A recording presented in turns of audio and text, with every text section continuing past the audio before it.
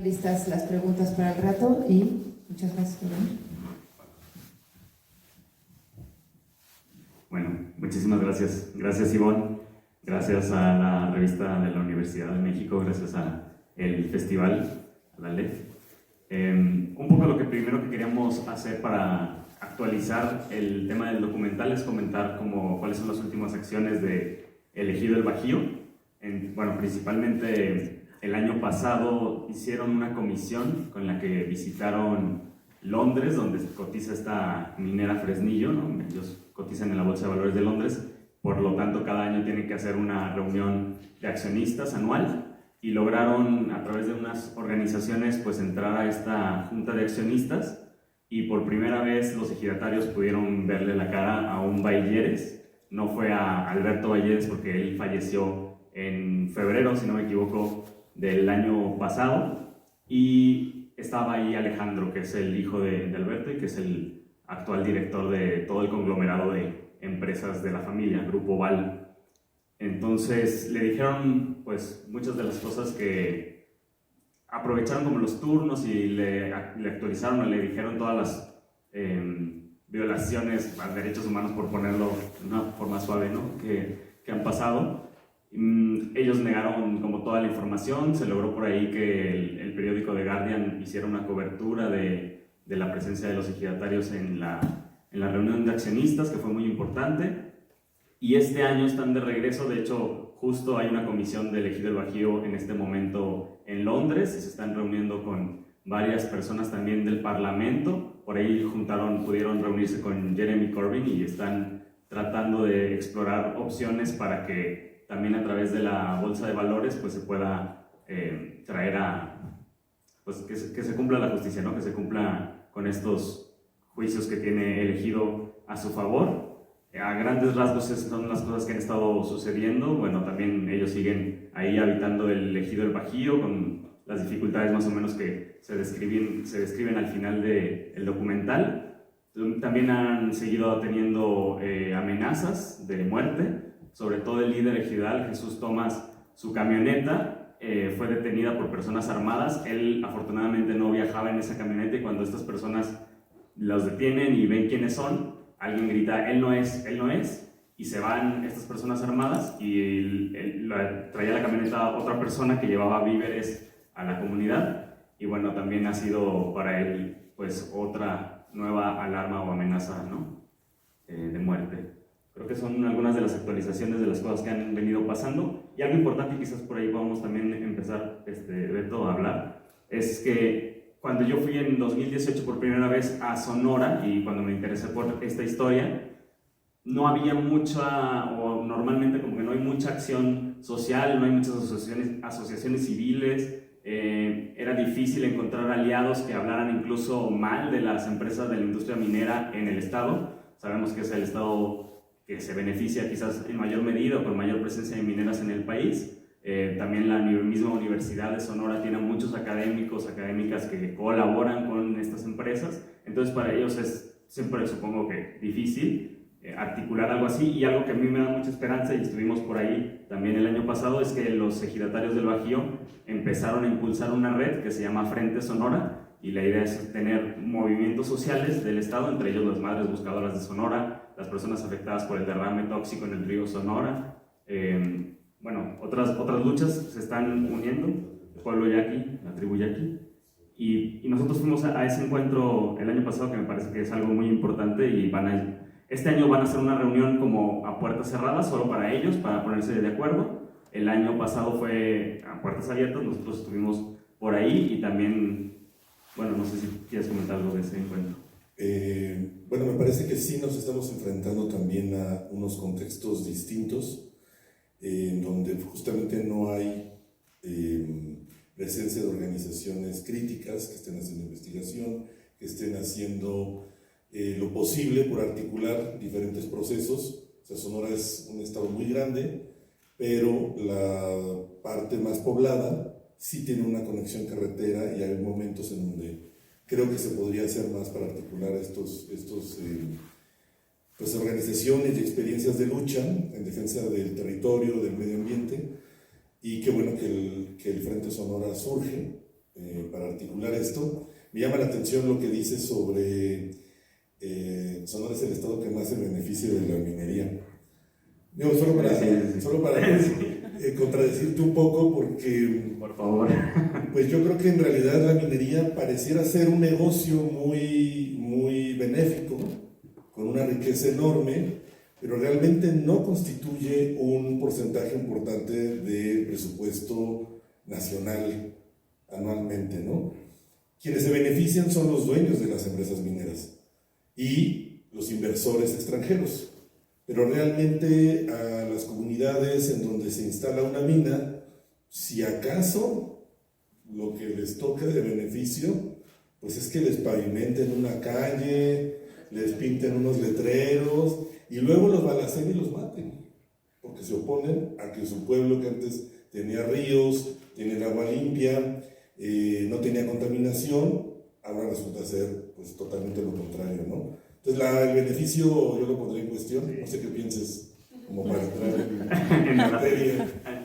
Sí, no, totalmente. Bueno, yo tampoco, hace rato al principio de la película decía por ahí, Ivonne, de que bueno, ellos van a hablar y les van a poder explicar todo del extractivismo o algo así. Yo, la verdad es que soy muy novato en este campo, y cuando por primera vez fui a Sonora y por primera vez vi un pueblo minero, lo primero que me llamó la atención fue cómo podían estas condiciones de vida que tenían las personas, ¿no? O sea, las casas son como prácticamente casas o sea, como temporales, pues, ¿no? Como que no se ve ni siquiera algo fijo. Las condiciones en las que viven, pues, se ven muy paupérrimas, por decir algo. Y a comparación de los millones de dólares que tú ves que tienen estas empresas como utilidades y que reportan, pues es un contraste total, ¿no? Y eso fue también algo que ya vieron en la película que fuimos también documentando a través de estos académicos o de estas personas que han trabajado el tema.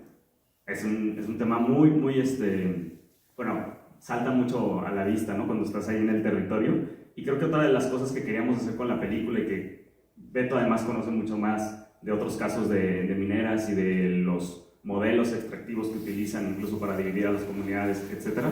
Pero algo que queríamos dejar por ahí en el documental como insinuado, porque es difícil de probar, muy difícil de probar, era esta unión entre el poder económico con el poder político, que hace uso también del poder criminal en contra de las comunidades, ¿no? Y para la explotación. Creo que es un tema que tú has documentado mucho, ¿no? Pues acabamos de llamar la Santísima Trinidad, a la unión orgánica. La Satanísima Trinidad. La Santísima Trinidad.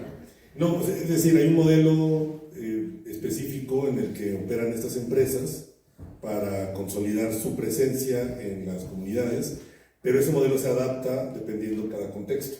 Finalmente, siempre utilizan el poder político, es decir, presidentes municipales, funcionarios, secretarios de gobierno, y después tienen una alianza. Todo esto es para que las empresas mineras funcionen bien. Hay una alianza en materia de seguridad y a veces de eliminación de opositores, que generalmente son grupos armados, que son los mismos que tienen pues diferentes nombres, ¿no? Cárteles, criminales, hay muchas maneras de llamarlos. Finalmente son grupos armados que operan al servicio también de un poder económico, y ellos están encargados de la parte violenta.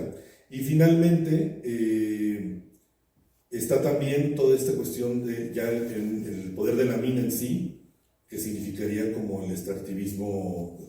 Dando esos tres elementos se constituye un modelo extractivista que se está profundizando, que la ley minera nueva que se acaba de discutir en la Cámara de Diputados y en el Senado no ataca, hace algunos ajustes, medio administra, maquilla un poco la administración de este negocio, pero no ataca el problema de fondo. Es algo normal, el Estado no va pues, a autorregularse, ¿no? Es una ley de Marx. Interesante, pero entonces ese modelo extractivista está generando más que ganancias, pues efectivamente pobreza, enfermedad y muerte.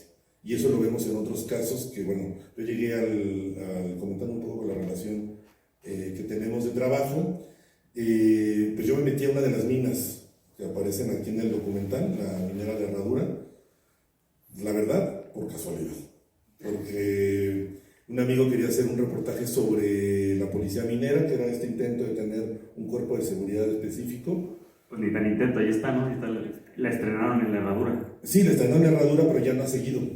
Ya no hay otros ejemplos de policía minera. Y sigue estando ahí activo. Sigue estando, solo que pues tiene otros jefes reales, ¿no? Que es el cártel de Sinaloa, los chapitos que le llevan. O ahora, como se dice en los corridos, la chapiza. La tacha y la pizza. Oye, no, pero estaría bueno que explicaras un poco cómo llegaste tú también al tema, porque de ahí surge la relación. Quizás en el documental no se alcanza a ver que al lado del Ejido del Bajío, y de hecho por lo que llega esta minera, está... bueno, no, sí lo dice, ¿verdad? La mina de Herradura, que es la mina a cielo abierto de México más grande, y Beto se metió a esa mina, que además es dificilísimo que te dejen entrar. Pues es que con la cobertura de este colega reportero también, extranjero, pues no lo investigaron bien. O sea, tienen un aparato Porque de escriben comunicación. belga, ¿no? Sí, tiene un aparato de comunicación, tiene una empresa, la mina, que analiza toda la gestión de comunicación, y él fue a hacer la gestión de los permisos en las oficinas que tienen aquí en Lomas. Dio mi nombre, pero dijo fotógrafo, y nadie nunca buscó nada.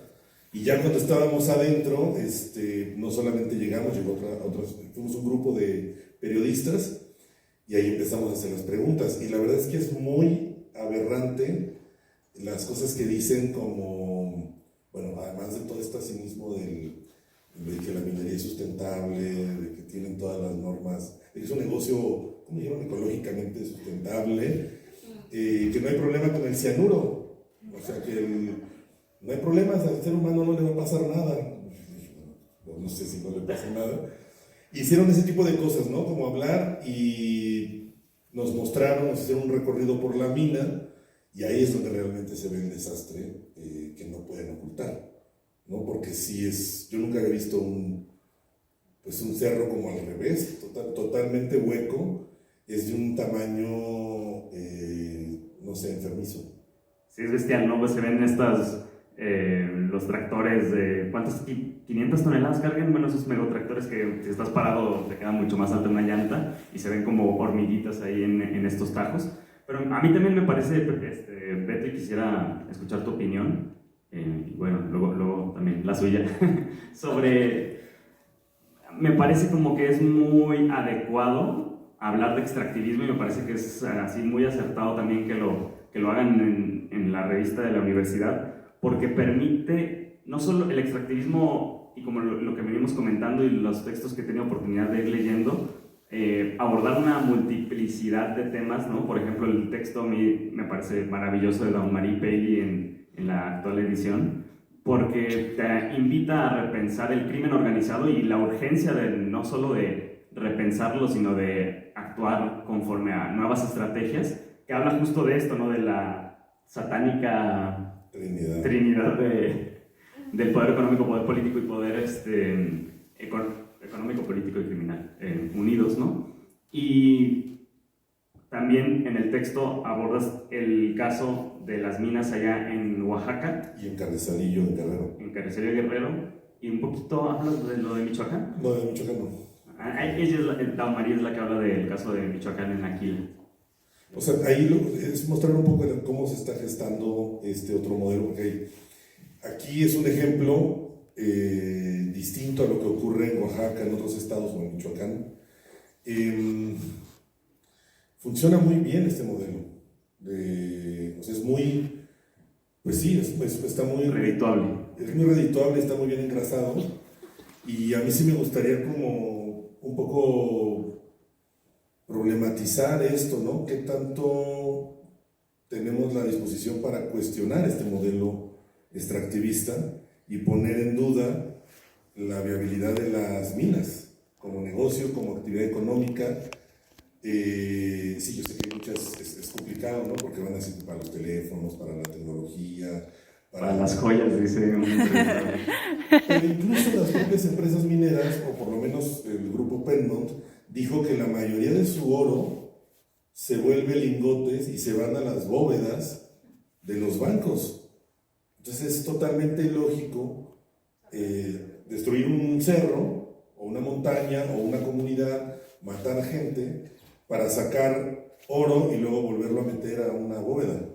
Ni siquiera se está usando para algo, ¿no? Entonces, Eso sucede con otros minerales también y eso va a seguir sucediendo hasta que no se frene un poco, de alguna manera, este ensamble de diferentes tipos de poder. Digamos, en el caso de Michoacán, el mayor de los problemas es la mina de hierro de la empresa Ternium, que es una mina también que está aliada al Cártel Jalisco Nueva Generación, que tiene actores armados y que está asesinando a la gente que se opone directamente a la expansión de esa mina. Este año van 5 personas asesinadas y 2 personas desaparecidas. Entonces, esto va a seguir ocurriendo.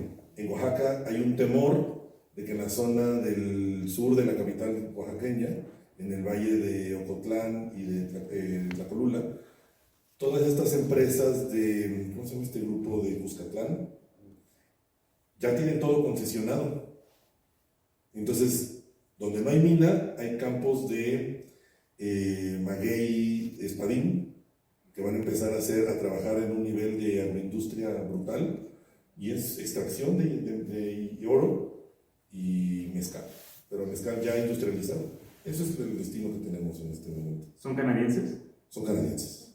Luego también tenemos como esta idea de que, bueno, las transnacionales y vienen y no sé qué, pero muchas empresas mexicanas, como es el caso de Fresnillo, Peñoles, pues están, ya vemos, involucradas también en todo este tema. Algo que me gustaría mencionar, y para hablar de de lo absurdo que es la extracción y luego cómo se vuelve a guardar el oro, por ahí hay una pieza muy, muy bonita de Miguel Fernández de Castro, un artista visual, en el Ejido El Bajío, donde se recuperaba en las tierras y entonces en el Tajo donde estuvo la minera explotando, fueron algo así como 4 años oficialmente, y oficialmente se extrajeron 236,000 onzas de oro, y lo que él hizo fue representar las 236,000 onzas de oro en un cubo. Y entonces un cubo como que da por aquí, o sea, como medio de 1 metro, Un metro cúbico.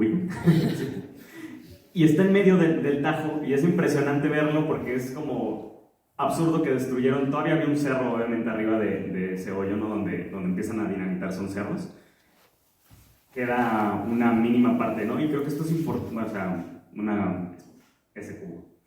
Y creo que esto es importante en el sentido también de lo que puede hacer el arte y lo que pueden hacer otras narrativas para aproximarnos a estas problemáticas. Es algo que intentamos hacer hasta cierto punto con Tolvanera, y creo que es importante también, como piedra de toque, decir que nos interesan a los dos, Beto, proyectos o historias también de éxito, ¿no? O sea, al final de cuentas tenemos a esta trilogía, y tenemos todas las muertes, y tenemos la desaparición, y tenemos muchísimas cosas, pero también hay lucha y también hay esperanza, y también hay casos de éxito, ¿no? El Ejido del Bajío logró sacar a la minera, y en una entrevista reciente el líder ejidal, Jesús Tomás, nos lo recordabas tú, Beto, hace un ratito, dice, pues no importa si realmente logramos, o sea, claro que quieren que se cumplan las sentencias, claro que quieren que la empresa pague todo lo que debe, todo lo que se llevó, pero al final de cuentas ellos están en posesión del territorio, y ellos están también desde ahí proponiendo cosas, ¿no? Imaginando otros futuros, y también haciendo estas alianzas que son muy importantes para otros casos, y quizás podamos hablar de eso también, de las narrativas. Pues sí, fijarnos en la posibilidad de que existen casos de historias de victoria, hasta cierto punto se han mantenido, de comunidades y procesos de lucha en contra de empresas. No es tampoco una victoria fácil, también hay que decirlo, que si bien el Ejido le ganó judicialmente a la minera, pues ya no le van a regresar el cerro. Y también hay personas presas, y también hay personas asesinadas, y también hay persecución. Entonces la vida después de la victoria no es nada más así como, bueno, ya ganamos, nos van a pagar y chingón, ¿no? Todo bien. Hay un proceso, el precio de ganar también es importante. Lo mismo ha pasado en otros casos que nos han llamado la atención, que no necesariamente tienen que ver con la minería, de procesos de lucha en donde la victoria cuesta muchos muertos, ¿no? Lograr ese proceso. Entonces, a nosotros compartimos esta inquietud de fijarnos en esas historias, analizarlas y entender cómo podemos aprender de estos casos, entender que ganar también es complicado. ¿no? Más allá de buenos y malos o de una narrativa así, sí es bueno fijarnos en que la victoria representa un gran desgaste, es una cosa de mucho tiempo y que estas son también las historias que nos gustaría seguir contando en todos los espacios que podamos, ¿no? Que eso es dificilísimo, ¿no? Esta parte de cómo vas a contar la historia, ¿no? O sea, solo pensar cómo cuentas algo, ¿no? En Tolvanera, lo que queríamos hacer fue, o sea, yo decía, bueno, es que esta es la historia de elegidos, es la historia de tal, y me decían las personas que tenían mucha más experiencia que yo en el tema de documental y que me estaban ayudando, asesorando y que son parte también del equipo, pero ¿cuál es la historia? Y yo, bueno, es que es la historia de elegir, no, ¿cuál es la historia de la película? ¿Qué cuenta la película? Entonces la película cuenta cómo un periodista va, se mete ahí, se sale porque él es encañonado y un día vuelve, ¿no? Y lo que pasa a partir de... ¿Y por qué vuelve, no? Vuelve a partir de una columna periodística que implicaba más cosas, ¿no? Como un discurso alrededor incluso de la lucha y otras cosas. Entonces, tratamos, supongo, y creo que tampoco, bueno, es un reto siempre en cada proyecto, no representar a las personas como una sola cosa, ¿no? Por ejemplo, veíamos y teníamos este pequeño debate ahorita aquí afuera, viendo una palabra víctima, ¿no? Y decíamos, bueno, es que la víctima, ese es un concepto muy problemático, porque las personas pues no solo son víctimas, son muchísimas cosas, y encasillar en eso siempre va a reducir las posibilidades, incluso creo que del diálogo. Tratamos en Tolvanera hasta cierto punto de no encasillarlo, pero creo que es un reto, pues, ¿no? Al momento de cómo lo vas a narrar, desde qué punto de vista, con qué estética. Tú también estás preparando un documental, no sé si tienes estos debates ahora. Todo el tiempo. Todo el tiempo porque, pues sí, o sea, justamente eso que acabas de decir, de cuál es la historia, y para uno que está muy imbuido en a lo mejor acompañar un proceso, meterse a documentar y tal, de pronto dice, bueno, sí, ¿y cuál es la historia, no? Y pues la historia es esa, la de la comunidad que le gana al mal, ¿no? Representado de muchas formas. Me dice, no, necesitas algo más. Y a mí me parece que ese ¿cómo lo solucionaste o cómo lo solucionaron en este caso en Tolvanera?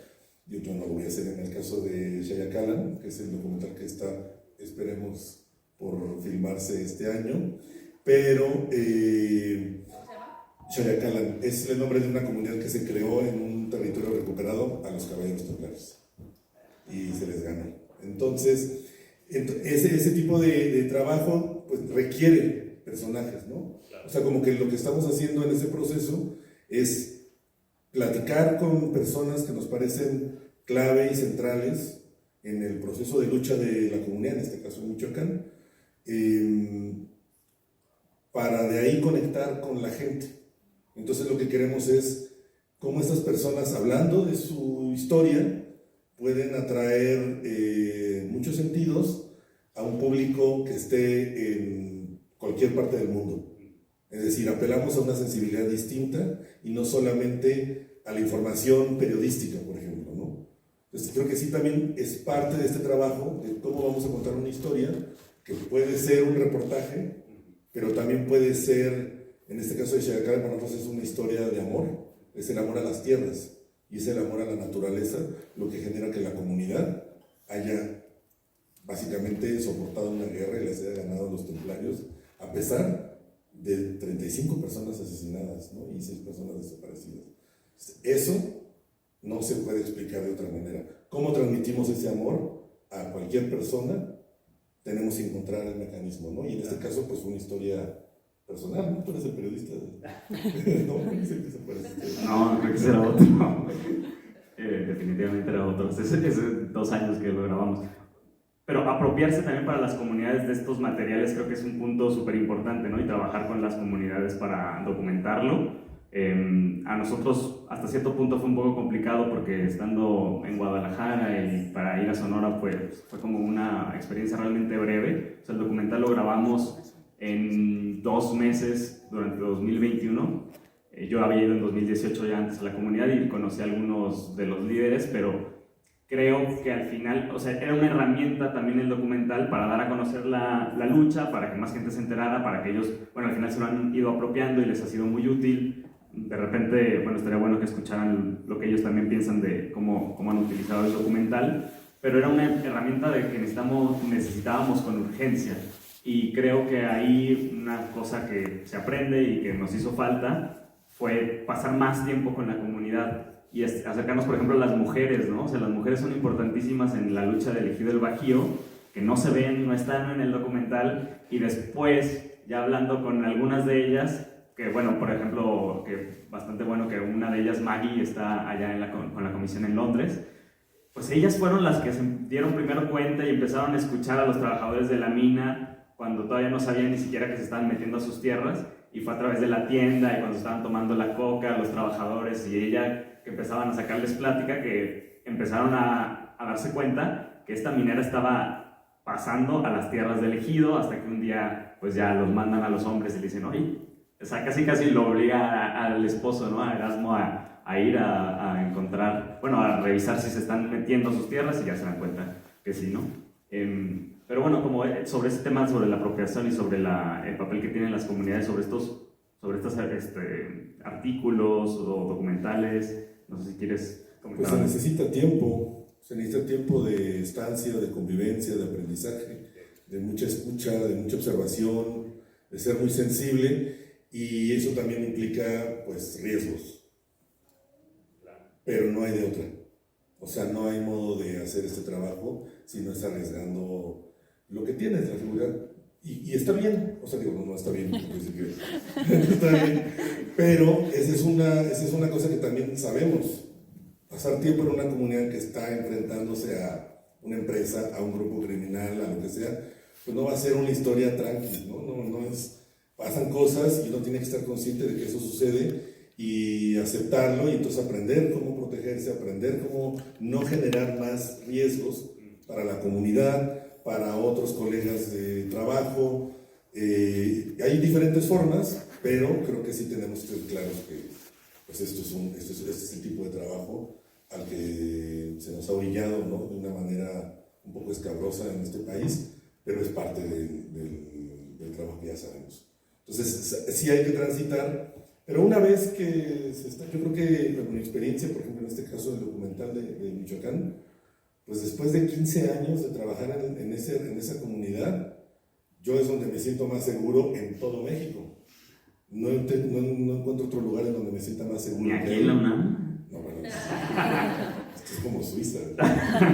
Oye, algo de lo del riesgo también, bueno, me acuerdo de una anécdota que se las cuento porque creo que lleva algo bueno.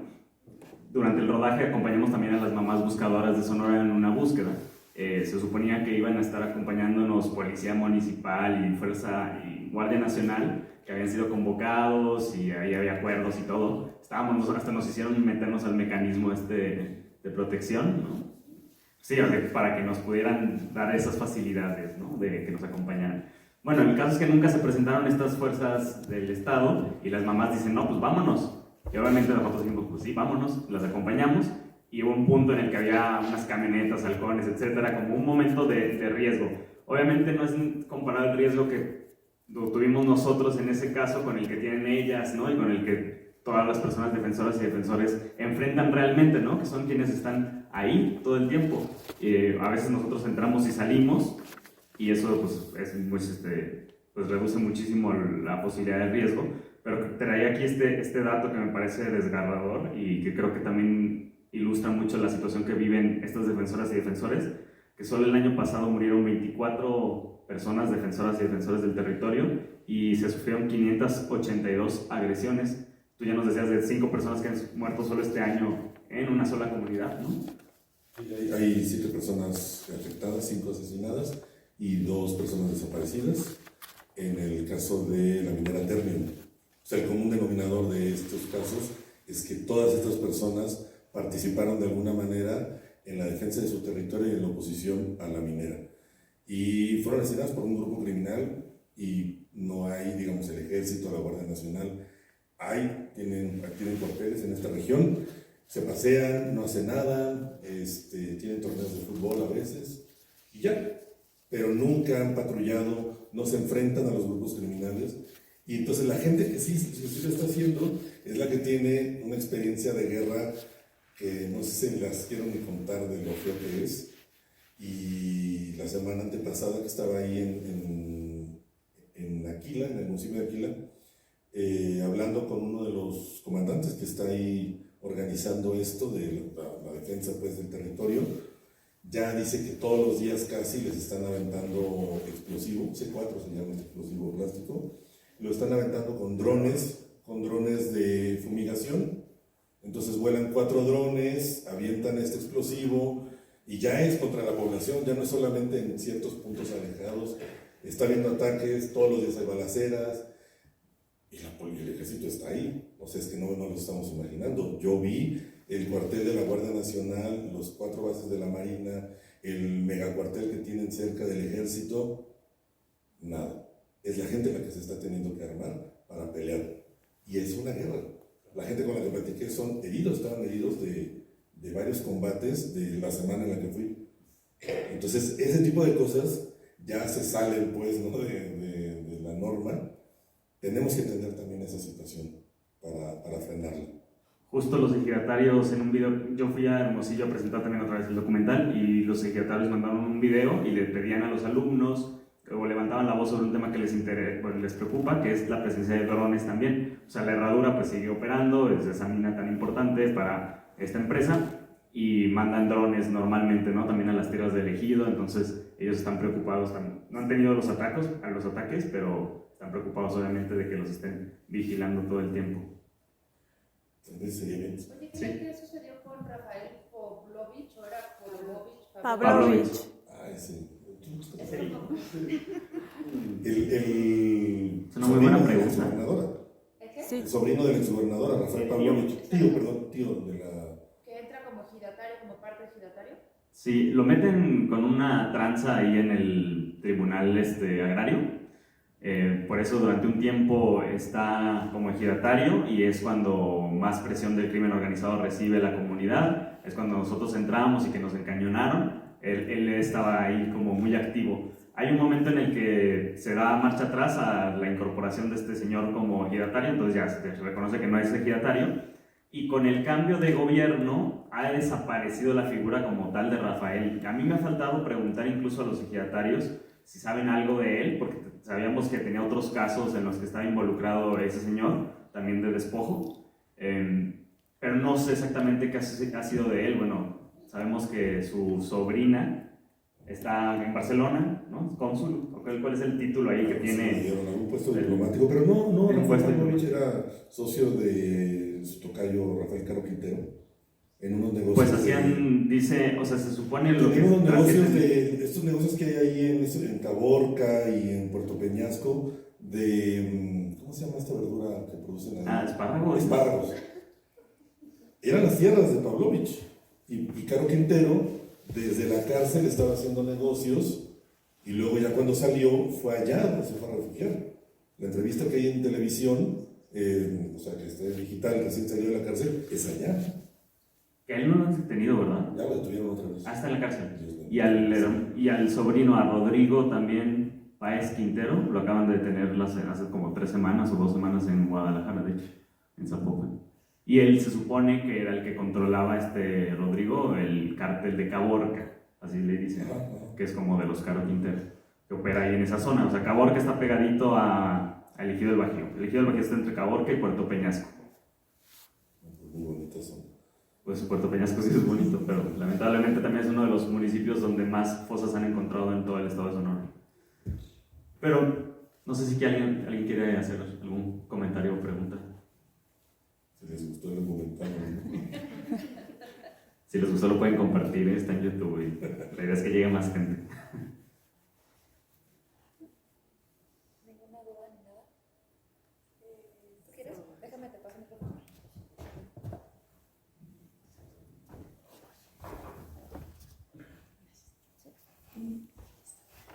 Hola, felicidades, muchas felicidades. Sí, me gustó, me encantó realmente. Esa parte, ¿no? De cómo cuentas algo y también cómo lo ves y cómo es, ¿no? Hay unas cosas, hay mucha violencia, corrupción en el país, crimen.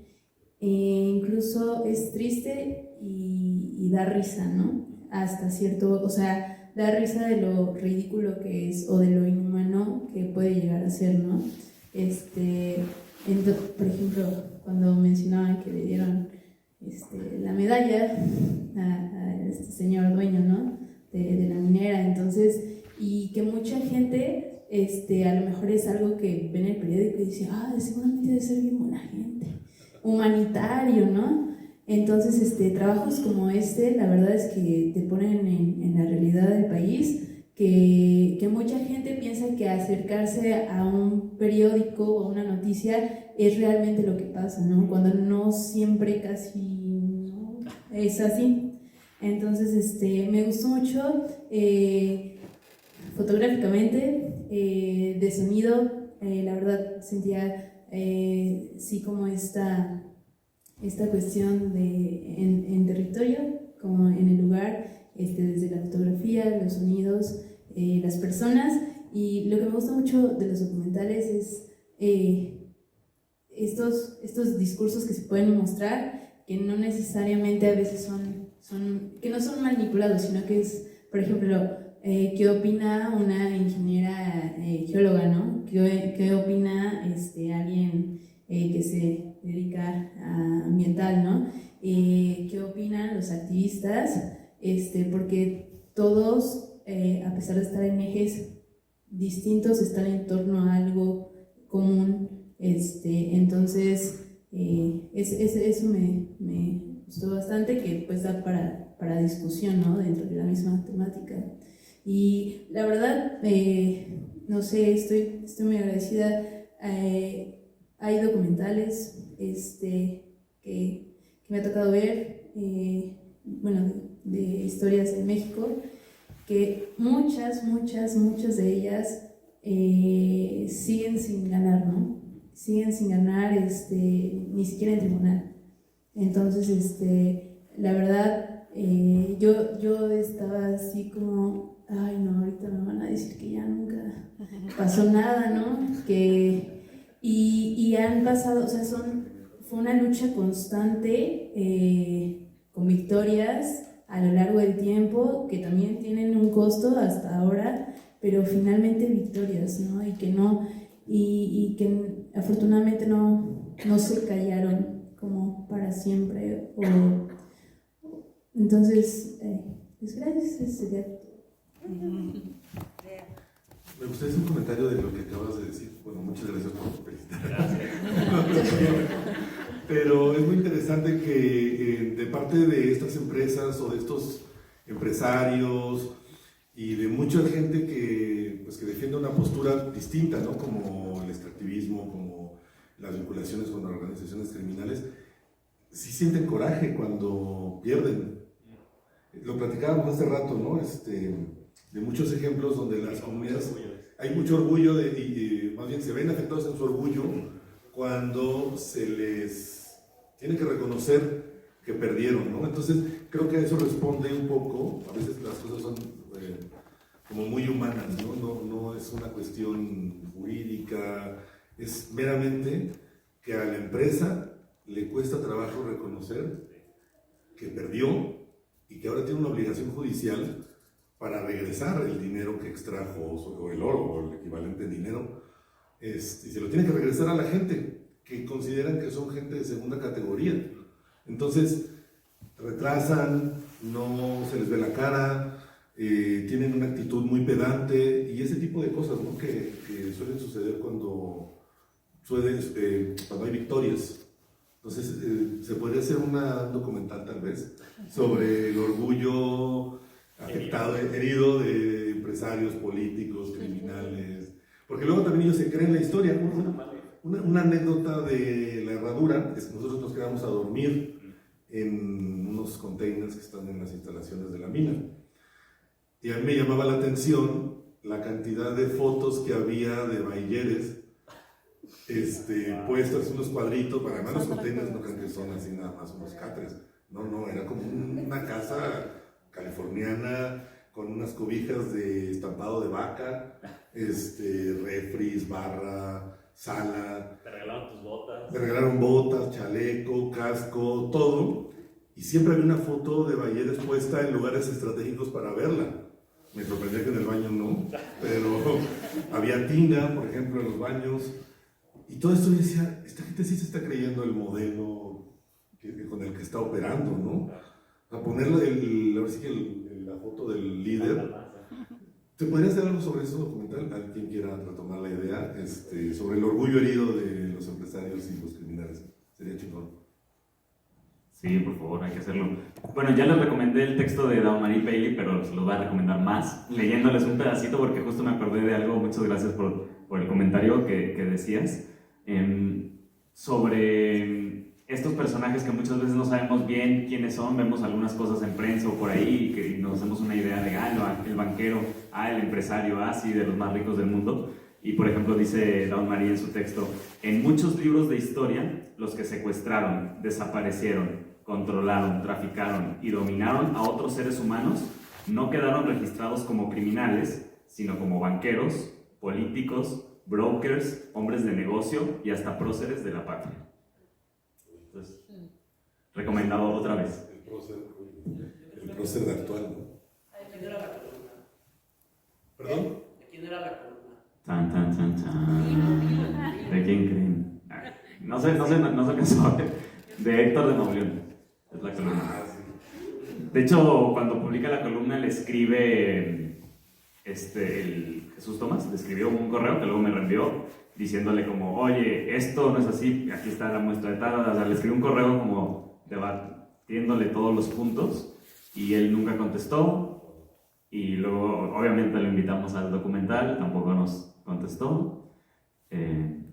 También a la minera se le invitó a participar en el documental. Todavía la busqué para el texto que escribí para la revista y les volví a decir que sí, que querían platicar con nosotros a través de un reconocido director editorial de un medio de comunicación que yo creo que tienen muy buenos vínculos. Le pregunté si podíamos conseguir una entrevista con los baileres y me dijo, ya después de un rato que lo consultó, me dijo, no van a hablar, que ya, no les más.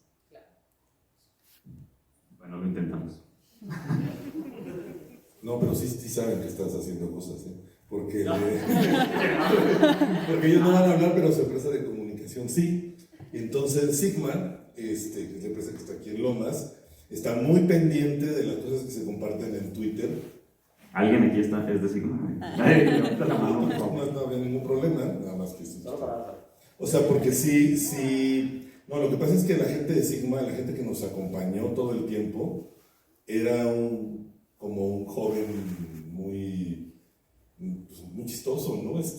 ¿Cómo chistoso? Sí, como lentecitos, muy tranquilo, muy amable. Era yo. Era algo parecido, fíjate, sí podría ser como medio hermano tuyo. Voy a ver si tiene vacantes en Sigma. Y él nos acompañó todo el tiempo.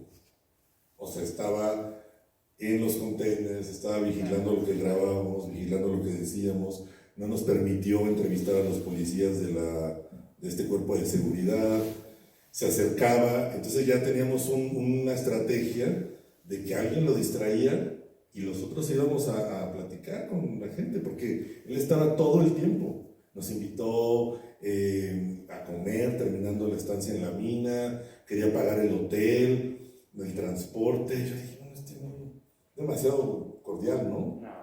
Entonces, pero esta gente sí después busca a las personas, después de unos textos que publiqué a raíz de esta visita, me escribió, como, no pensamos que ese es su mensaje, como no pensamos que fueras a hablar mal de la empresa. Entonces, Que no hablen mal, solo y le da retweet a todos los tweets que yo he puesto sobre la presentación de hoy. Entonces, wow. Claro que saben. No manches. Digo, porque te lo encuentras. Si te lo encuentras, se parecen. A ver, ¿quién será? Algo que a veces preguntan es como si hemos recibido amenazas directas. Bueno, y nosotros no, como equipo de producción, no hemos recibido amenazas, pero algo que sí sucedió muy pronto es que cuando se abrieron las redes sociales del Ejido, porque el Ejido, de hecho se las comento, el Ejido del Bajío lo encuentran en Twitter, Instagram y Facebook. De hecho ahí están documentando todo lo que están haciendo en Londres y normalmente cualquier cosa que suceda, las notificaciones, ahí lo ponen, ¿no? Lo que sucedió es que luego salió una cuenta apócrifa en Twitter e hicieron un sitio web también apócrifo. Entonces, si ustedes buscan Ejido El Bajío, porque tiene el Ejido una página, hay una versión de esa página que no sé si es .com o no me acuerdo, que dice, mira lo maravilloso que es el desierto, y sí, las empresas mineras trabajando de la mano con las comunidades, y es una cosa muy loca, incluso también como para estudio del comportamiento de las narrativas, ¿no?, de estas empresas.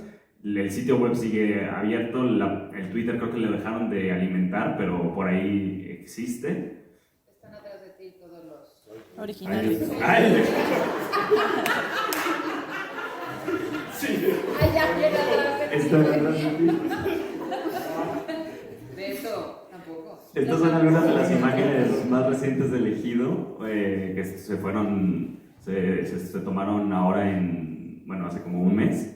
Fue un equipo que trabaja con el Ejido a levantar nuevo material también de las condiciones de vida, etc. Están trabajando también en documentar las afectaciones de salud que han tenido la comunidad, ¿no? Ha habido malformaciones en algunos bebés, hay mucho cáncer, también ha habido abortos. Y bueno, van a seguir trabajando en varias cosas más, pero les queríamos mostrar también esas imágenes. Y si tienen algún comentario, pregunta, pues, bueno, escuchar. Si tienen sed, no.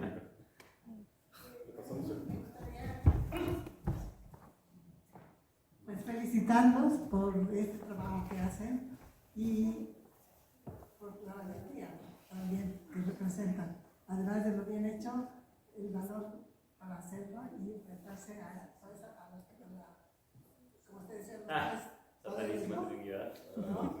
Sí, eso por un lado. Y por otro, cuando ustedes mencionan del oro que recuperaron o obtuvieron de la mina, pues yo considero que el oro tiene mucho valor para los países o las empresas que lo tienen, porque eso les da facilidad como para obtener no préstamos, sino para que sean, lo valoran mucho, o sea, lo toman en cuenta cuando quieren hacer algo, porque dicen, no, pues tiene mucho oro. Entonces, incluso los países dicen que es uno de los bienes que tienen, pues también contabilizan el oro que tienen, ¿no? Aunque esté guardadito por ahí, pero pues es un valor importante, creo yo. Nada más, gracias. Es una enfermedad lo del oro. Porque no, ese es el sentido de lo que creo que es como una enfermedad, porque realmente no hace mucho tiempo que no toco oro en nada. No, pero realmente hay modo de vivir en este planeta sin la utilización del oro. Y entonces todo ese valor que se le da económicamente, financieramente, incluso para desarrollo de tecnología, se puede sustituir. Entonces el oro no es fundamental. Y hay modos de vivir que no necesariamente pasan por el uso de la minería como actividad, ¿no? Entonces también salirnos de esa concepción es importante, de que es fundamental, porque en algunos casos que hemos encontrado, el debate que tienen algunas comunidades no es si minería sí o minería no, sino qué empresa va a administrar ya una mina.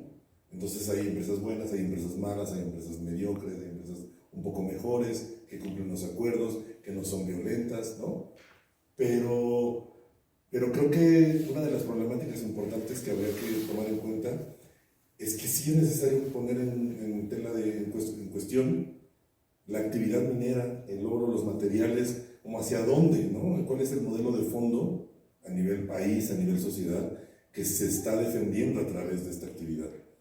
Y saber que hay otras alternativas, que no le tocan solamente a una persona decir qué otra alternativa, sino nos pueden corresponder a todo mundo discutir y pensar y construir otros modelos de vida que no pasen por la destrucción del propio lugar en donde vivimos. ¿Yo?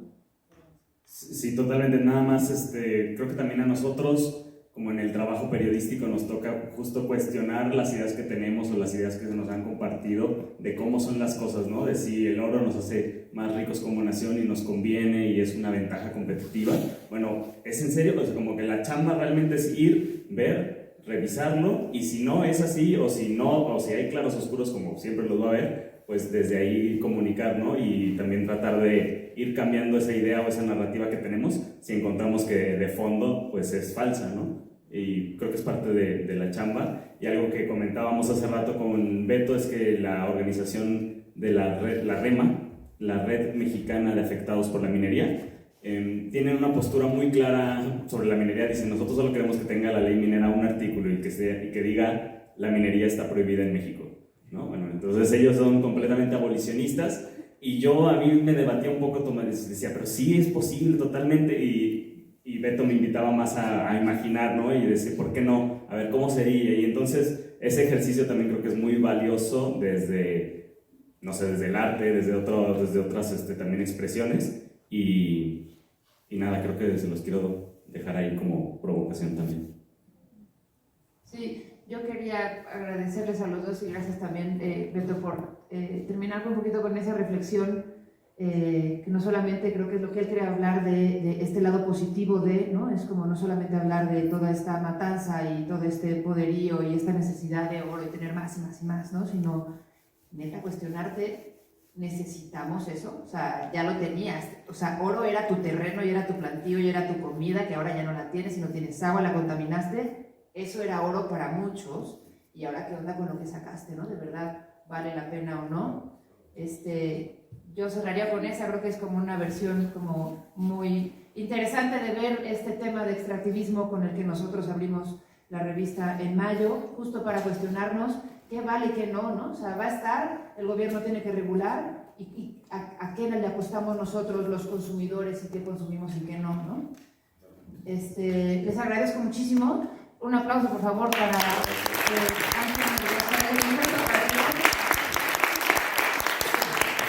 Muchas gracias por venir, por quedarse, por estar aquí, por participar. Martín, allá arriba en la consola, ¿se dice? No sé.